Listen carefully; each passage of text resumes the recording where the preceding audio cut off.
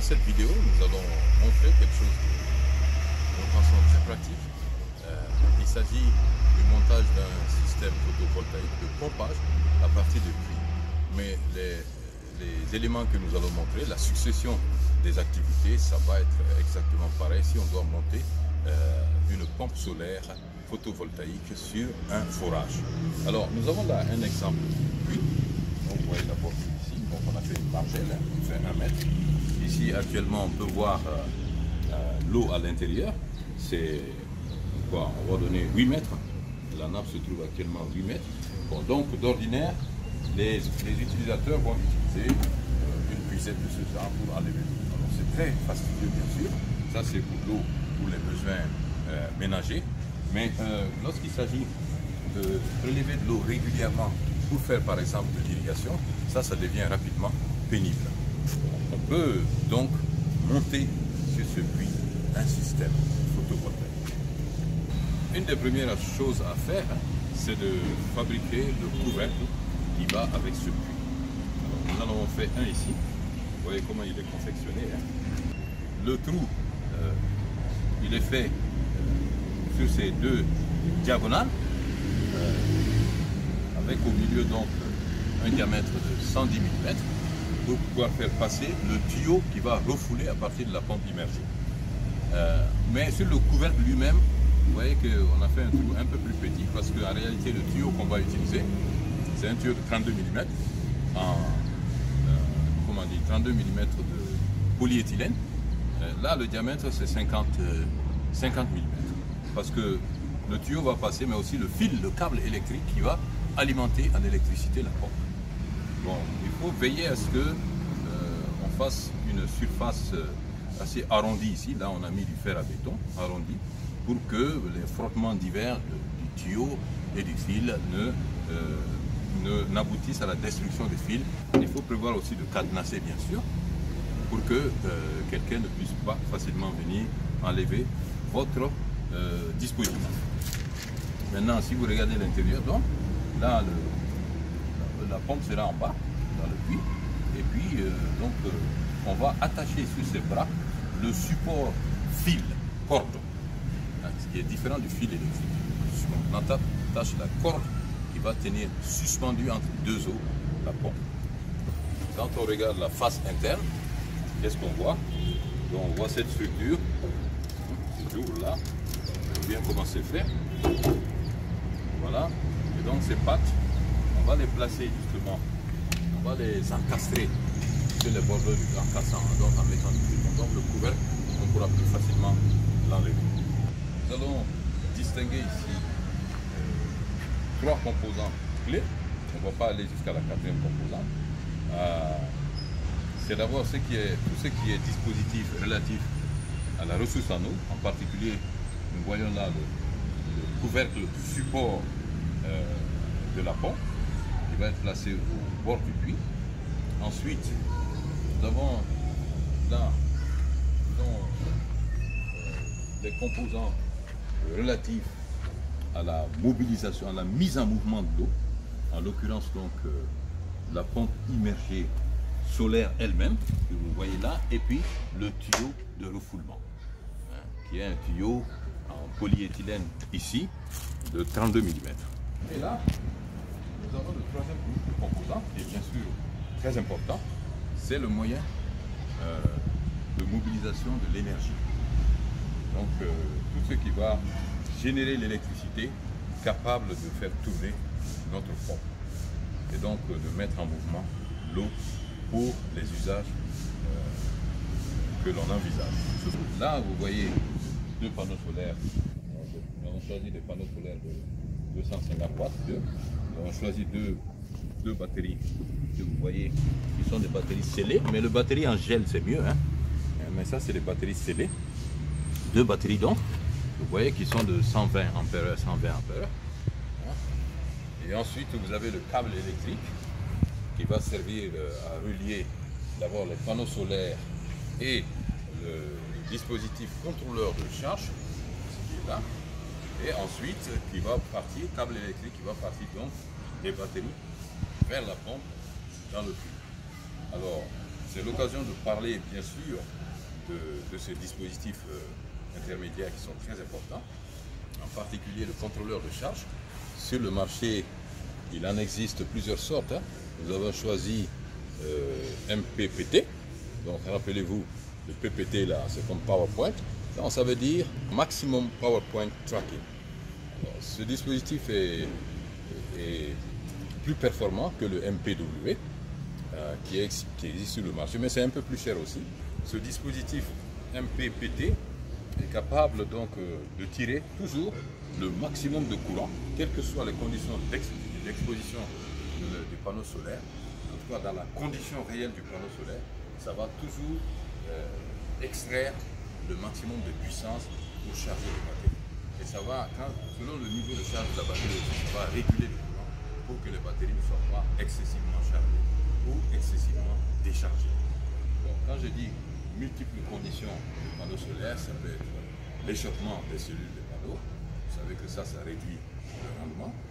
Ça peut être la température ambiante aussi, qui réduit le rendement. Ça peut être les nuages, les ombrages, qui peuvent tout ça réduire le rendement. Donc, ce dispositif va pouvoir détecter par des petits calculs, donc il y a un algorithme là-dedans, des petits calculs, détecter où est-ce qu'on a le maximum sur la courbe qui relie l'intensité à la différence de potentiel. Lorsqu'on veut faire la sélection, le choix du contrôleur de charge et du disjoncteur, en fait il faut faire attention à l'ampérage. Nous avions préalablement installé un qui fait 20 ampères, mais en réalité la pompe fait 25 ampères, ça se voit sur le côté, l'écriture, donc il fallait un contrôleur de charge de 30 ampères. Donc ça c'est ça, et puis donc conséquemment aussi un disjoncteur de, comme on peut voir dans l'écriture, 30 ampères.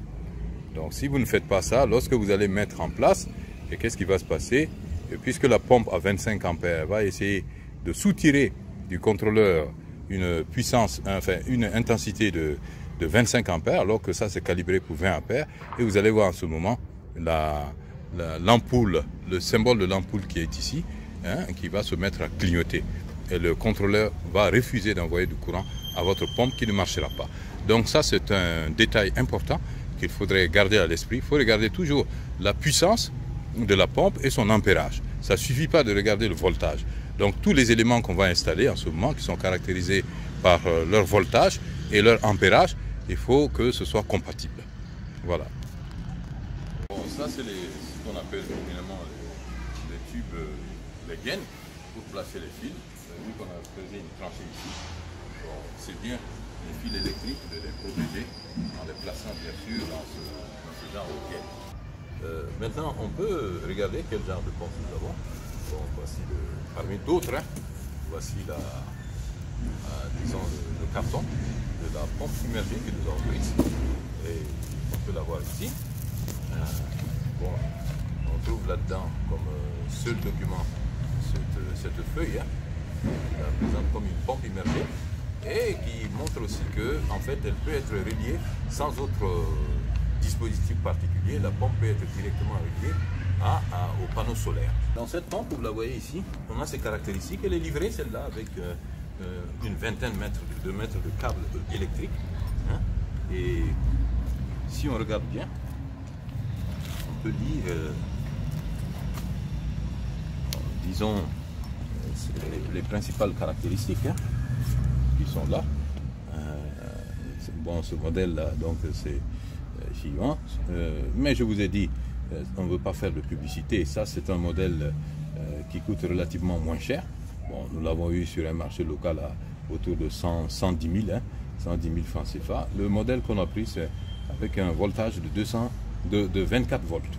Donc, les panneaux étant les deux batteries que nous allons utiliser étant de 12 volts, on va les placer en série de manière à ce qu'on puisse avoir les 24 volts. Et donc, on peut voir aussi la hauteur manométrique totale, max head, est de 50 mètres et le débit maximum 3 mètres cubes heure.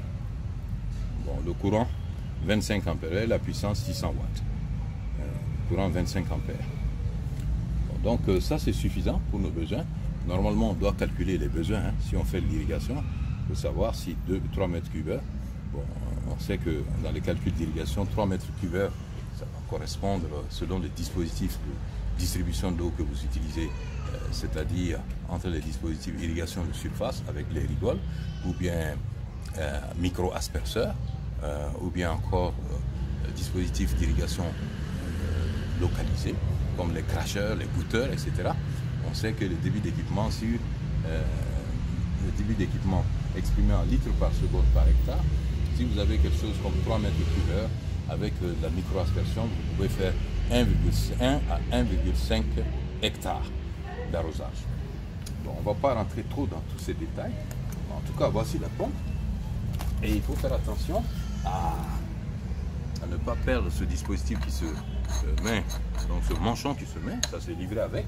Et donc la tête ici, justement, c'est qu'on va emboîter dans le tuyau polyéthylène de 32 mm et on va serrer avec 2 colliers de ce genre et ça sera étanche. Alors pour le support des batteries, nous avons, disons, fabriqué une sorte de caillebotis, ici, et bon, de dimension quoi.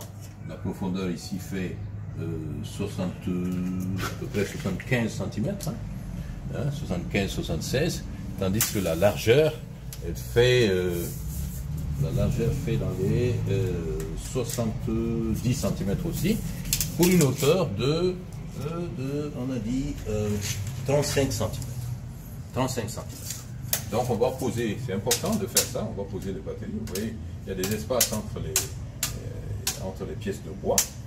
Ça c'est pour éventuellement lorsqu'il y a de l'acide qui va se percer, hein, que ça ne tombe pas directement sur le bois. Et ensuite il faut fabriquer aussi un panneau qui va servir à fixer d'un côté donc le contrôleur de charge. Hein, j'ai mis son emplacement ici avec en traçant avec le bic. On va faire des perforations tout de suite pour pouvoir les fixer, mais des perforations aussi pour faire passer le fil, et aussi le disjoncteur qui va être là de la même façon. Alors ce panneau que nous avons fait, hein, une dimension 30 cm sur 30 cm avec une épaisseur de on va dire de 4-5 cm, et c'est largement suffisant. Vous voyez un exemple déjà de disjoncteur électrique ici qui est placé déjà sur ce genre de panneau. Ici on a la gaine, hein, qui va recevoir le câble électrique. Bon, nous avons payé un câble électrique de section 1,5 mm.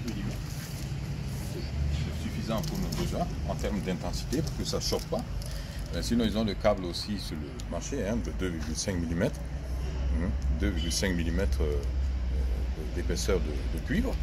Et donc, on va attacher, ce que vous remarquez ici, c'est ce fil qui va servir à entraîner le câble électrique à l'intérieur de la gaine. Donc on va détacher ça, mais regardez un peu comment on a posé dans le trou, hein, la gaine, hein, et on va la dérouler, la tendre pour qu'elle puisse épouser correctement le fond du trou. Et maintenant au bout ici, on va tout simplement attacher ensemble le fil conducteur. On attache très intimement ces deux parties ensemble. Voilà. Voilà. Et après donc on enfonce à l'intérieur. Et maintenant on chemine. On va aller prendre le fil par l'autre bout. Donc on va tirer ce bout. Bon, si vous avez les mains solides, vous tirez à la main, mais sinon on peut tirer avec les pinces.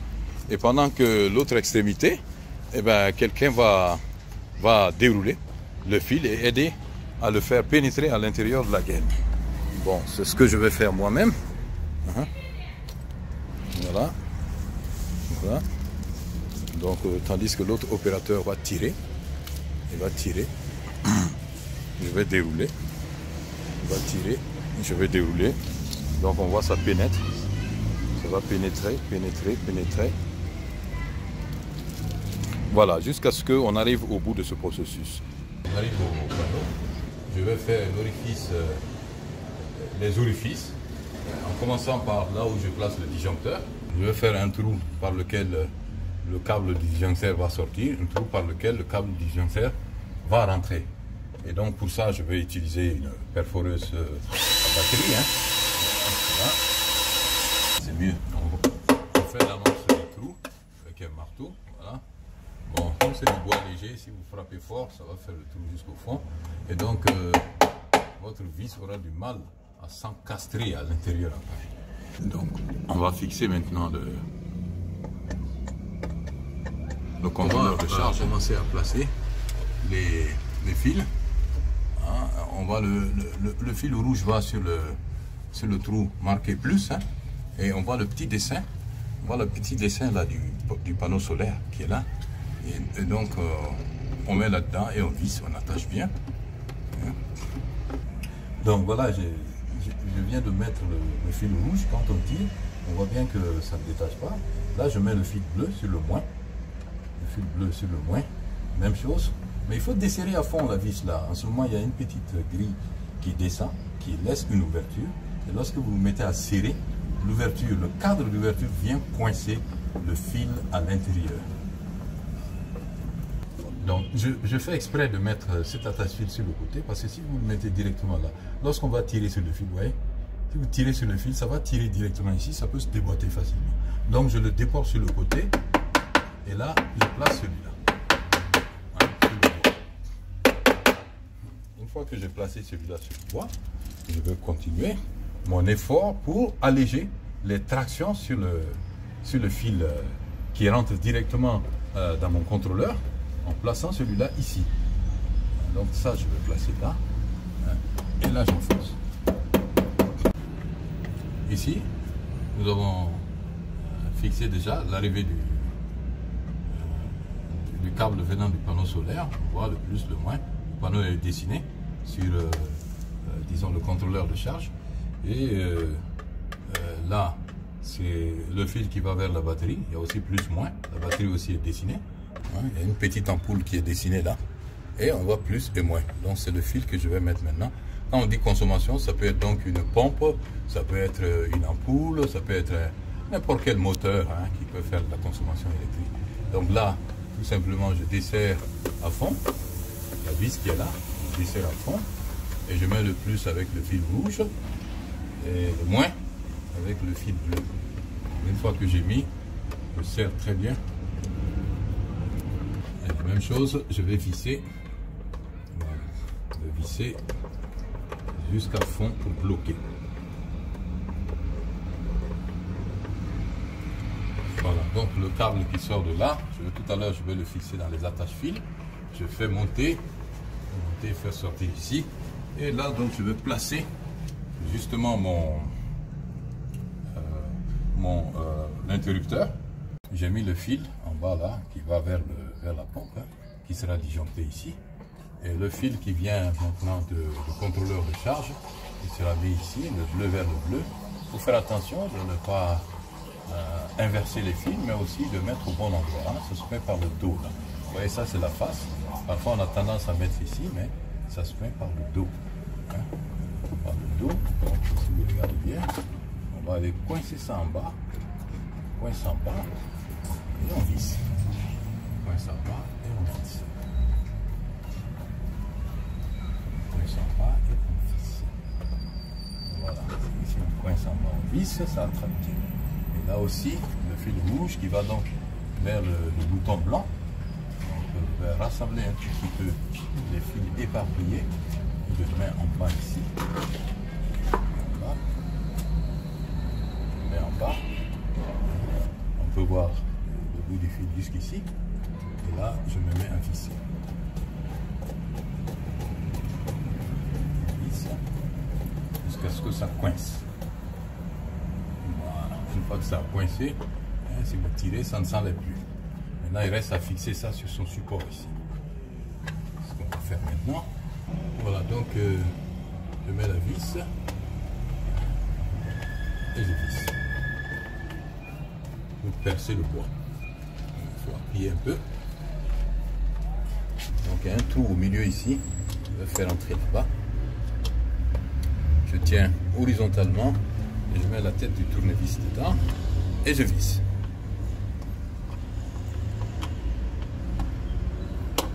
Si je mets les boîtiers protecteurs secteur. Donc celui-là en particulier, donc, je vais le mettre en haut ici. Voilà. Celui-là, je vais le mettre en bas. Là, on regarde les encoches là, hein. Et puis on met le train là-dedans.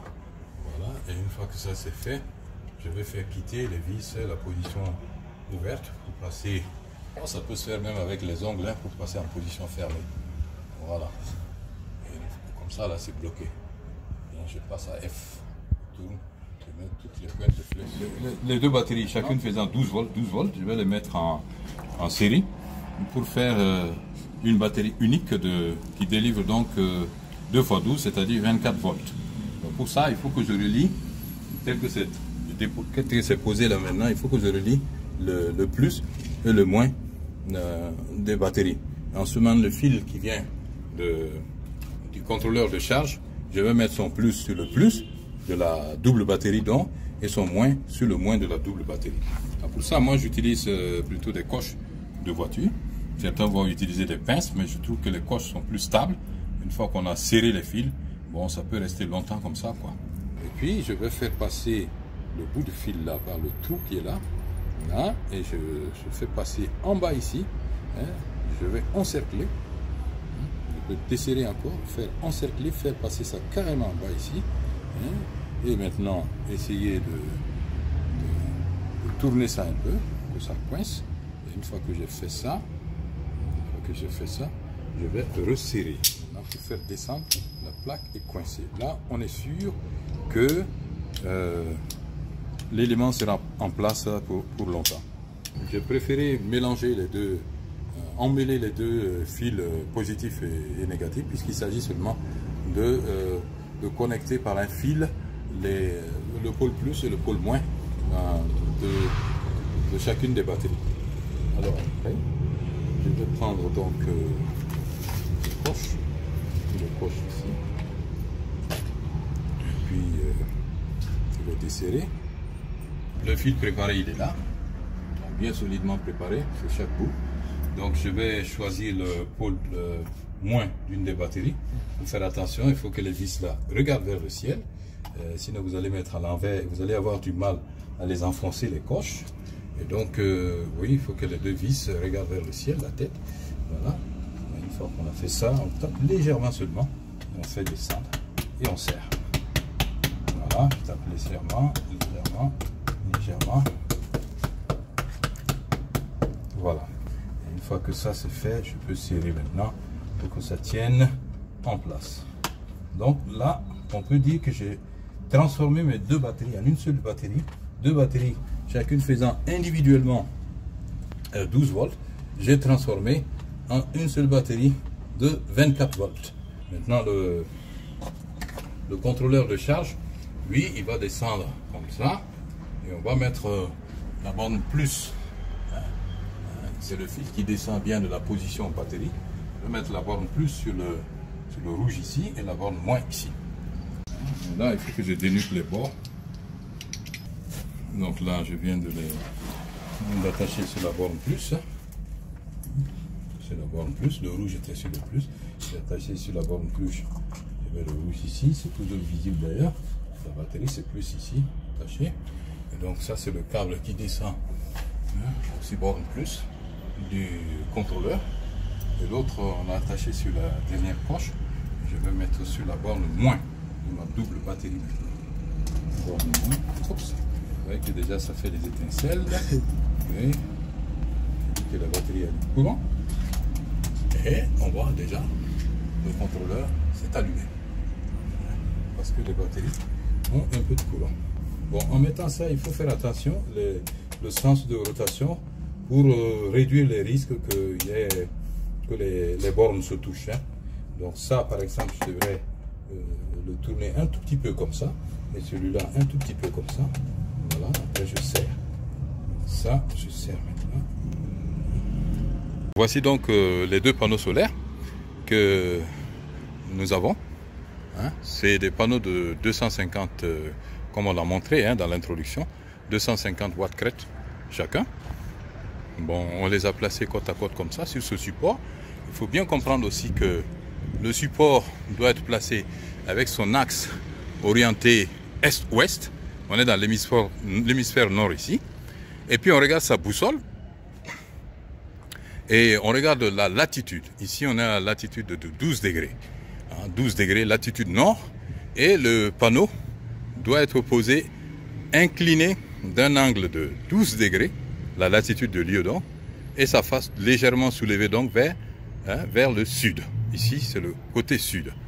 Et il faut faire attention à ça parce qu'on a vu les gens poser les panneaux sans tenir compte de cela. Le fait est que en réalité, le soleil, actuellement, il fait froid, on est au mois de décembre, le soleil est un peu descendu dans le sud. Donc, pour que le panneau puisse capter pleinement la puissance irradiante du soleil, il faut que sa face soit légèrement tournée vers le sud. Bon, on ne va pas bouger ça le reste de l'année, et ça, c'est un positionnement qui marche très bien. Alors, une fois qu'on a fait ça, nous avons fait venir le fil qui va être connecté un peu plus bas au contrôleur de charge. Nous avons fait faire ce fil. Bon, tout est provisoirement installé ici d'abord, hein, mais on veut bien comprendre tout. Et là, comme c'est des panneaux, nous avons dit, d'une puissance, d'un voltage de, je ne sais pas si on peut le voir ici, de 30 volts, 30 volts, voltage de 30,7, chacun des deux panneaux, 30,7, on le voit là.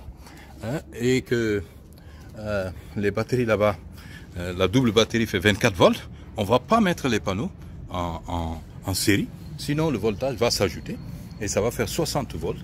Et donc ce qu'on a fait, il faut regrouper donc les bornes moins ensemble et les bornes plus ensemble. En ce moment, c'est ça qu'on va connecter au fil qui va descendre vers le contrôleur de charge. Voilà à quoi ça ressemble la connexion quand c'est terminé. Donc on a mis le scotch sécréton tout autour hein, pour essayer de protéger ça contre l'eau, la pénétration de l'eau. Donc il vaut mieux bien isoler tout ça.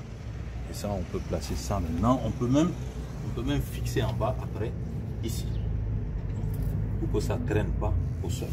On voit que le signal du panneau solaire est allumé et que la batterie est en train d'être chargée. On peut le voir. Voilà, donc là, actuellement, il arrive ici 27 volts hein, à partir des panneaux. Bon, c'est vraiment bon, puisque la double batterie que nous avons ici fait 24 volts. Donc la charge est en train de s'effectuer. On voit là, c'est tellement rapide que on a déjà tout à l'heure c'était 2 barres, maintenant on a 3 barres, hein, et c'est en train de remplir la 4e barre. Ce qu'on va faire à présent, c'est de connecter le tuyau de refoulement avec la pompe immergée. Bon, donc il y a l'embout qui est muni de joints. Hein, il faut faire attention à ce petit joint caoutchouc qui est là, qui va assurer l'étanchéité. On va prendre cet embout et nous allons considérer une des extrémités du tuyau polyéthylène que vous voyez ici, 32 mm. On va enfoncer, mais vous voyez que c'est tout juste là. Donc il va falloir que je chauffe ça avec du chalumeau et je vais enfoncer là-dedans. Et une fois que c'est enfoncé jusqu'à fond, je vais serrer davantage avec 2 colliers. Comme ça, on est sûr que le tuyau est solidement attaché à la pompe.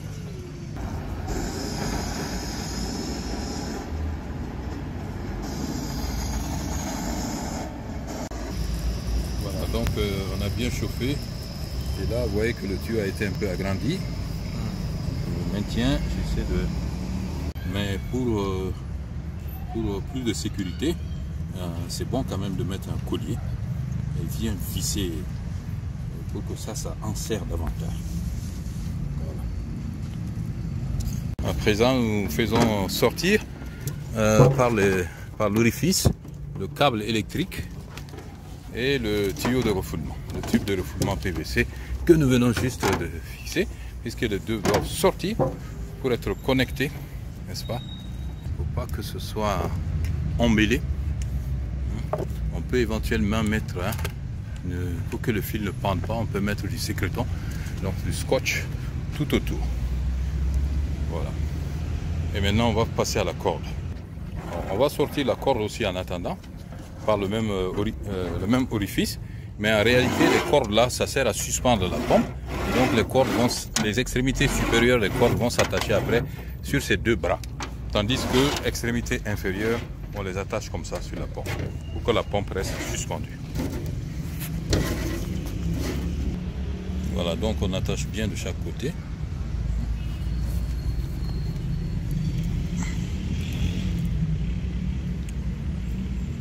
Pour pouvoir ainsi suspendre la pompe entre deux eaux. Donc on peut chauffer un peu le bout du fil pour l'amincir, pour que ça puisse passer facilement à travers l'orifice. Donc les deux fils étant attachés, il faut prendre maintenant l'ensemble. On va prendre l'ensemble et on va le mettre, on va le faire descendre petit à petit dans le puits. Voilà, je vais descendre et on va rapprocher en même temps le couvercle. Une fois que le segment préliminaire a disparu à l'intérieur du puits, on va poser le couvercle. On va poser le couvercle. Voilà le couvercle. Dans le centre. Voilà.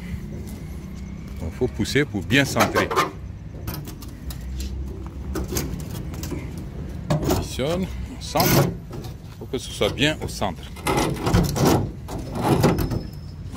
Parce qu'après les pattes là, c'est pas un problème, on viendra les enfoncer. Donc si c'est bien centré, on va détacher ici pour voir.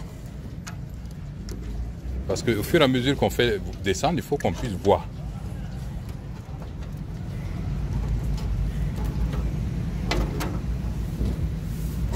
Voilà, et il faut faire attention pour le fil. Il ne faut pas que le fil frotte trop, sinon il va se gâter, le fil électrique. Voilà, il faut rendre le fil libre. Et regarde, on fait descendre. On fait descendre. Voilà. Attention au fil électrique. Alors, il faut aller jusqu'à ce qu'on sente que c'est posé sur le fond. Après, on soulève un peu.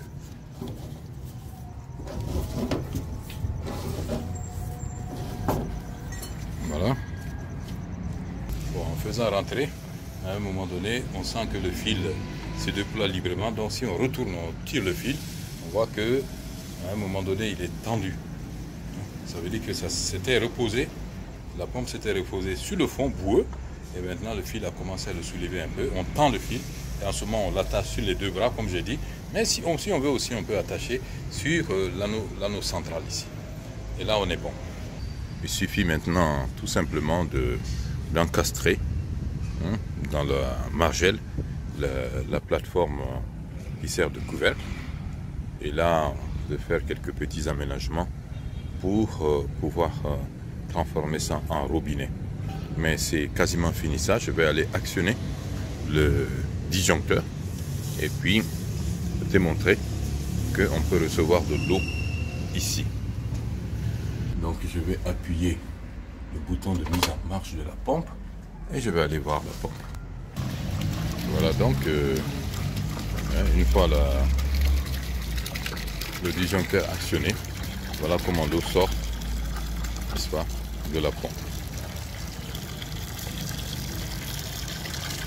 Alors si l'eau ne sort pas, c'est bon de savoir ça, il faut appuyer sur le bouton Power et puis remettre en marche. Et ce bouton Power est ici. Donc si on appuie ça, on coupe tout, bien sûr. Hein, c'est un peu comme le disjoncteur. À la limite, bon, on aurait pu se passer du disjoncteur, hein, puisque sur le même appareil ici, on peut actionner le bouton Power. Et on appuie sur Power. Et voilà, le courant commence à passer là. Ça veut dire que la pompe a été actionnée.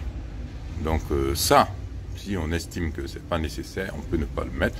Le boîtier contrôleur de charge contient déjà un interrupteur qui permet d'envoyer ou d'arrêter le courant. Voilà, donc ceci devrait pouvoir permettre d'aider ceux qui sont intéressés à monter un système de pompage solaire photovoltaïque. Et vous voyez comment ça peut diminuer la corvée des femmes. Hein.